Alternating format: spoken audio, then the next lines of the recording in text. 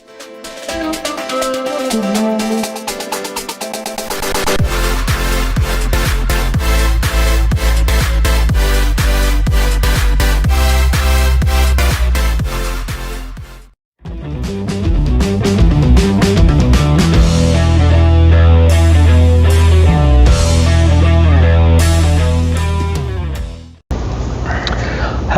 we're back in-house with Coach Nix, and Coach, I was looking at scores last weekend, and you guys took on Sandrock, another team we do a coaching show with. You guys won in dominant fashion, 48-7, versus a pretty scrappy team. You know, Tanner Nelson's got over there from Sylvania and is trying to turn that program around, but you guys really took it to them early and often and got out of there with a 48-7 victory. I know your guys wanted the steak dinner and the shutout, but you come pretty close to it, Coach. But just take us back to last weekend, how it all transpired. Yeah, real proud of our, how we responded because, we really try to define what's the difference in urgency and panic.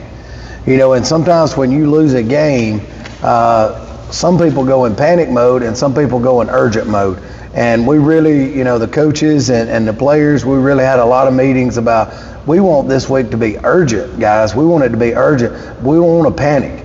To me, when you panic means that you're not confident in the plan. You're just trying to survive. Urgency is, I am wanting to show that the plan will work, but I got to do my part at a higher level. And so, coming back out of the Pisgah, with us, blowing some coverages and things like that, our defensive backs took it personal. And now we're playing a team that spins the ball very well. And so, how they practiced last week is their standard for the rest of the season. And I thought the defensive side did a real good job of bringing pressure, making sure their coverages are sound behind it. And the players were excited. Nobody was confused about anything, and so a lot of times it goes back to that kill, keep it likable and learnable, and so that's what we kept going over the plan, making sure that the players were, do you understand your job, and it's okay to make a mistake. We want to make those mistakes wide open, but we can't be sitting here thinking too much, and not doing somebody else's job. So I thought, especially on that side of the ball, everybody trusted each other last week, and man, they were flying around and playing physical. And then on the offensive side of the ball, I felt like everybody stayed with their assignments. Braxton had he did a great job running the ball and throwing the ball both, but, and Caden Vick had another great game. He's really been a spark plug on the offense and runs behind his shoulder pads, and man, he gets low and he's physical. Nick Acker and Cooper Dougal had a good game on the outsides, and, I just thought it was a good team effort. Coach, you had some guys that took the loss personal, some young guys that are making their way, especially in the secondary, that took that loss to Pisgah personal. Talk about that and their growth and what they learned from that game. Yeah, I think, anytime like losing's not fun. Losing's not fun for a coach. It's not fun for a player. It's, and if losing doesn't bother you, then what are you playing for? Losing should bother you. But, we don't want it to bother us just when the game's over. What does your film time look like after a loss? What are you doing at practice after a loss? Are you just doing the bare minimum when you lose? And that's what I was so proud of our team last week, is they didn't sit there and respond with pointing fingers. They responded with meeting with their position coaches, trying to get on the same page. How do I communicate better? And, we saw more sign language to each other during the game. We seen more this week where they're talking to each other, where they're signing what the coverages is, things like that. And so, you can't assume that even though this player beside you has got 2 more years of experience or whatever, you can't assume that he knows the coverage. We want to assume that nobody knows nothing, and we want to communicate with each other, because we all know what the first 3 letters of assume make us. Oh, yeah. Yeah, Coach Farmer ingrained that in my head really well back in the day at Etowah. So I know exactly where you're going with that one. Coach, this weekend, a little bit different style of opponent, but talk us through this week's opponent and what that's going to look like. Definitely. There's something about that those schools down there. I mean, Randolph County and Hanley and Wadley and Woodland, all those guys down there, like, they're hard-nosed kids. they're going to fight you tooth and nail for that line. Tough kids. And tough kids. And so that's something, you know, we learned last year when we went down there. I mean, all week long we see what the film showed. The film showed that they were a physical team, and we got down there in a war. And, you know, it was whichever offense could score and wound up winning right at the end of the game and went for 2. And so I know that they've, you know, those guys will be ready to play down there. And so we've got to control what we can control and make sure that, hey, are we sound at what we're doing? Are we trying to fix our mistakes week to week? And are we learning and growing and moving forward? And so, you know, this is by no means any easy task on our schedule. And, you know, this is the most important game because it's the next game. And so we've got to make sure that this is a great week of practice. Even though it's a non-region game, you know, it's still a game that matters. And so we've got to make sure that, you know, we put the best product we can on the field, everybody knowing what they're doing, playing fast and physical. And Woodlands, like you said, they've been known over the years to have good teams. Well, Coach Strain was there, that's very good. And, you know, his daughters were, I think, the all-time leading scorer in basketball. So the DNA's there. There's no doubt. They're tough. And Coach Dupree at Gaston took a little trip down there the other week, and he told me, he's like, man, he said the ride's long. He said then you get beat up pretty good, and the ride's even longer on the way back. He said it's just a tough place, tough bunch of kids to play, but luckily you have them at home, correct? Yeah. Talk about that a little bit and how, hey, you don't have to make that long trip down there. They're coming to your house. And definitely, I mean, you know, playing at home is special. You know, I mean, I think our fans enjoy us when we play here, and you know, I feel like the excitement's there and all that. I mean, there's a lot more work to do, you know, for as a coach. Oh, yeah, for you guys. You know, as a coach, you know, you kind of enjoy the road game sometimes because, you know, I just got to get the trailer packed up and get them on the bus. You know, when you're at home, there's a lot of other stuff that goes with it to make the home atmosphere, you know, right and all that. So, but, you know, we're always excited to play at home and in front of the community. And, you know, we've got great fans that travel with us, and we got, you know, fans that are here. And so this is just a special team that I feel like everybody's getting to see week in and week out and grow.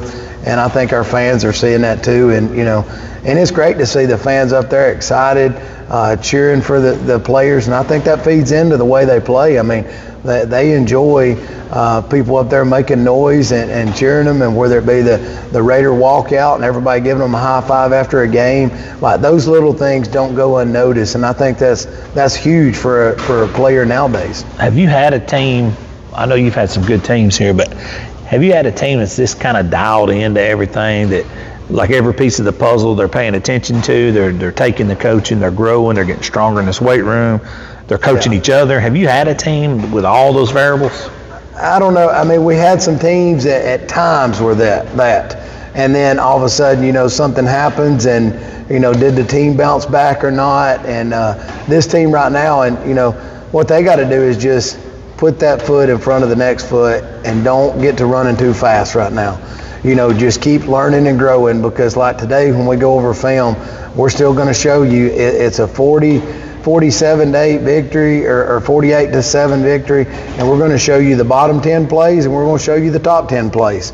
And these bottom 10, if you don't get fixed in a crucial game, you're going to lose. And these top 10, man, this is what you're capable of doing. And so I think the big thing is consistency and confidence. You know, if you can have that consistency of, I want to go get better, I can't afford to take weeks off, I think that helps you with your confidence when you do get into those tough situations where the thing's just not going your way. You got to have something to lean back on. And we want our lean back to be our confidence with each other. Coach, you got to enjoy coaching a Pleasant Valley student athlete. These kids are coachable. They're buying in. It's got to be fun for you this time right now. And you look, it took a while to get it to this now. This didn't happen overnight. No. I know, but talk about that a little bit. Just how awesome is that the student body here to be able to coach and the way they're being coached. And I love our team. I love our players, our staff, and it's special. Our players want to be coached hard. And I mean, we've got some players that want me to tell them, you know, here's the things you've got to work on. But I think that's at some point that had to be instilled into that kid. So at some point, sitting around the house, Dad probably gave him some tough advice that maybe you didn't want to hear, but this is what's going to help you grow. And so I think there's been a lot of people that's poured into this team in the past, and even coming from youth league to junior high, and man, it just makes it so fun to coach them because they want to be coached hard.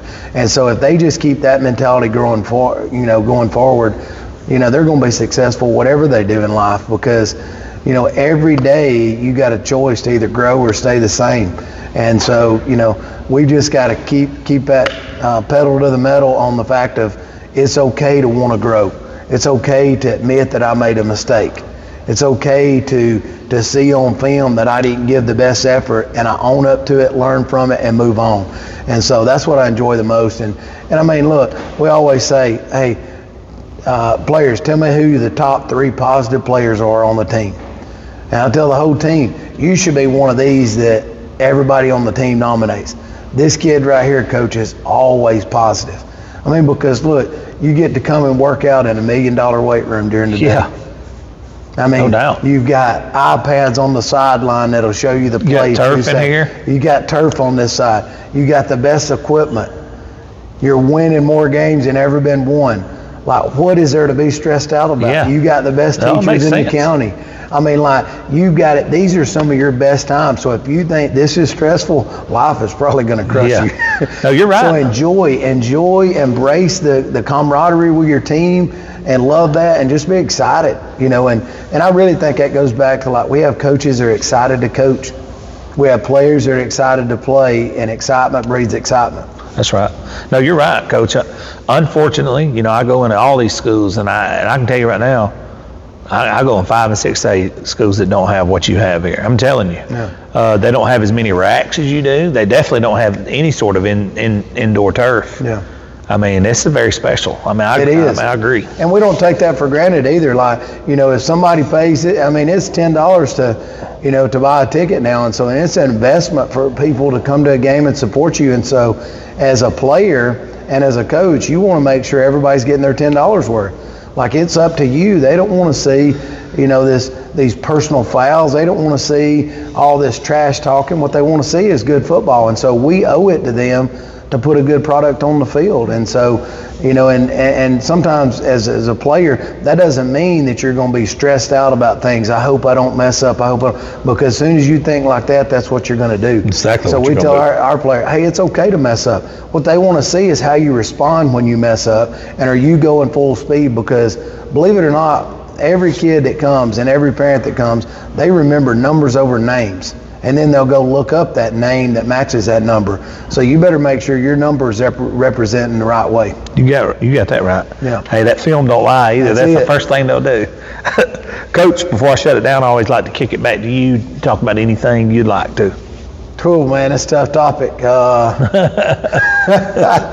Anything I want to. Let's see, this week right here is, I think, nowadays it's so much about distractions, whether it be, the kids' TikToks or whatever, they're following each other and all that. And I think that sometimes can be, if not tuned in the right way, can be a huge distraction. So,